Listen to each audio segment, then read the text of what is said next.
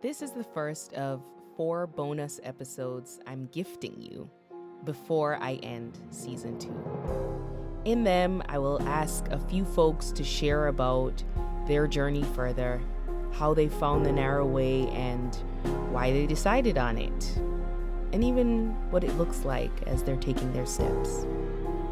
In this episode, you'll hear from Tawana Burks, who is as passionate about Jesus as she is the millennial generation.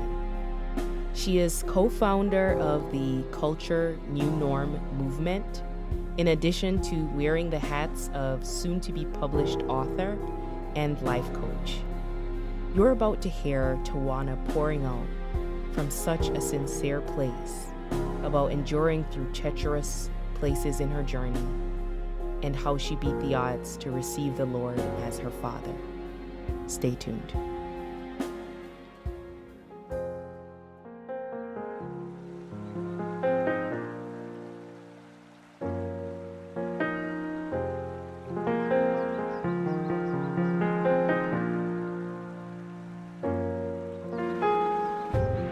I am Dr. Shauna Knox, and this is Further, where we explore the real Christ and the real you.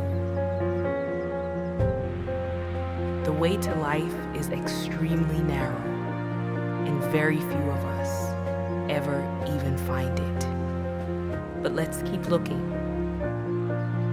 We'll do it together.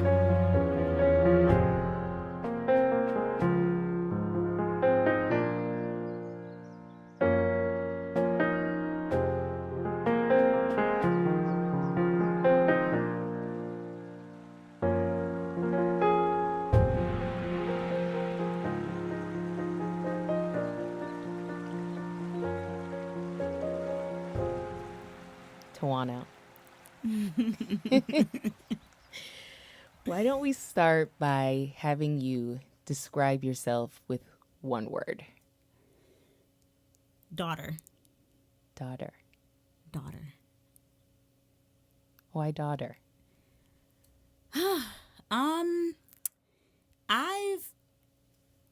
I think that's the word that the Lord describes me as. Like, that's what I hear in my spirit, daughter. That's how I relate to the Lord. Just daughter. And it's very comforting. I did some digging into what does it mean to be a daughter? And it's really just belonging.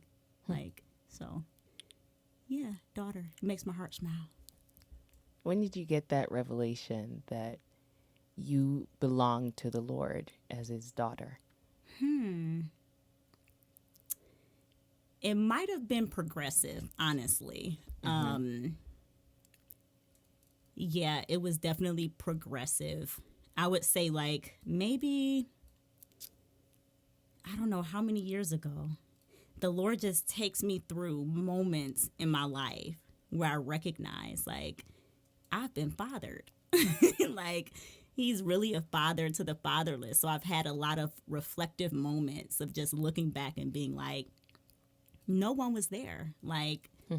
No one covered. There wasn't a human being that actually covered me and protected me. There's no way that I should actually still be alive and sane and following Jesus unless I was actually fathered by the Lord. And so there's just been moments where the Lord has shown me that. Where I was I wouldn't have made it through that. There was someone covering me. There was someone protecting me and guiding me. I didn't get myself through that. I didn't walk myself through that. Can you tell us about one of those times when you would not have made it to the other side except that you were fathered by the Lord himself? That's That's a loaded question. Yeah, because I'm how do I break that down? I don't, you know what? I can name many moments, but I would say I want to do a big picture kind of. So I'm adopted. I was adopted at the age of 9 years old. 10. It's debatable. I say 10. My adopted mom say 9. I say 10.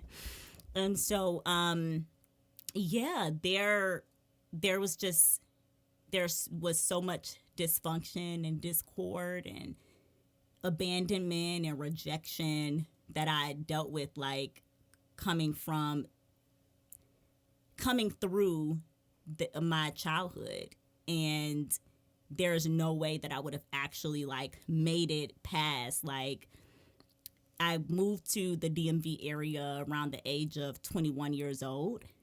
Even before that time, like, I wouldn't have made it here. Like, there was no way I would have been able to actually like go to high school and graduate high school and like in my right mind. So yeah, there was a lot of traumatic moments through my childhood. And so there's no way I would have like made it past that today, like where I am without the Lord. How does one start with the absence of parents altogether and having to be adopted and then end up saying the one thing that is true about me is that I belong as a daughter? Because to me, that sounds like more than just an arbitrary revelation that you're a daughter of the Lord. It seems like you would have had further to go to arrive at that place where that's the preeminent thing that you know about yourself. So I don't know how long I have to answer this. It's a journey. Yeah. But so I'm gonna start here. I had a dream a while ago. And in this dream, there was a little girl. She had to be a baby. She was about 2 years old, and she had a biological mom sitting on one couch and an adopted mom sitting in her adopted, or her caregiver was known that was the person that she was her caregiver, sitting on another couch. And she was standing up, and she was standing up on the, like on a table. It was like a glass table. And they were just kind of having a conversation. You know, just they weren't really paying attention to her, and they assumed that she could walk because I guess she might have been at the age of walking. And she fell and cracked her head on the corner of the glass table. Like she could have cracked her skull. That's how hard the fall was. Her caregiver, her biological mom, was on one side. She wasn't really the guardian of the child. She picked the child up and set the child on her feet. And the child was just screaming, like if you can imagine a baby that's hurt and like afraid because they just got hurt. And she was like screaming. And instead of like holding her and like, nursing that wound, they put her back on her feet.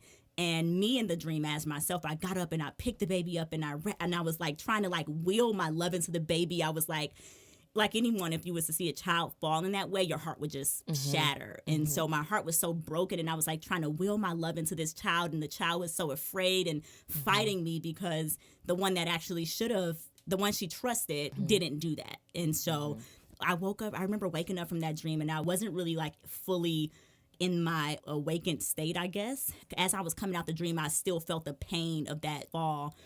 And I remember I was screaming to God, like, why did she fall like that? Like, why did she have to fall like that? And it took me a while to realize it was a dream, but I still felt the pain of it. As if it was you.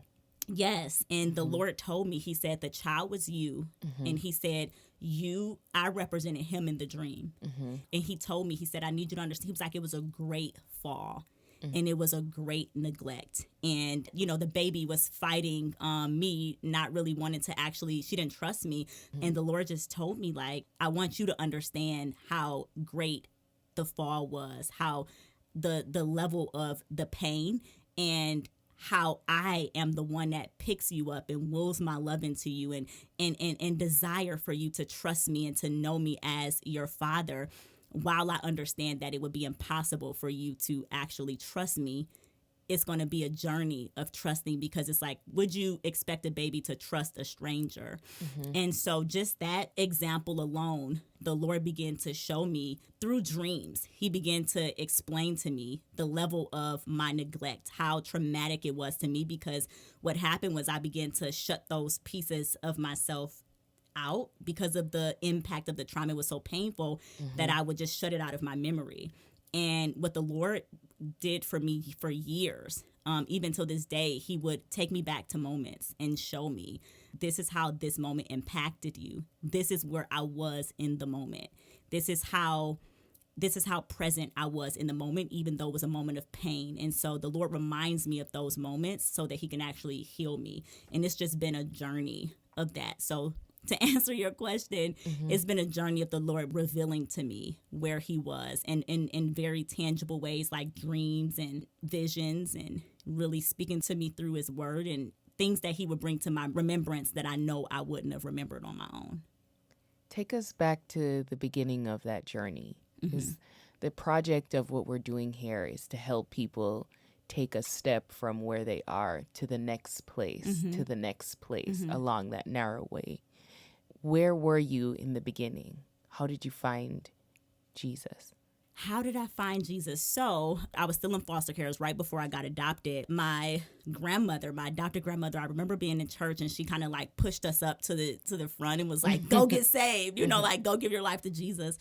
And so that 9 years old was the time that I actually said the prayer of salvation. And so I kind of like had a understanding. I began to grow, like have like understanding that so you there knew was what a it being. meant.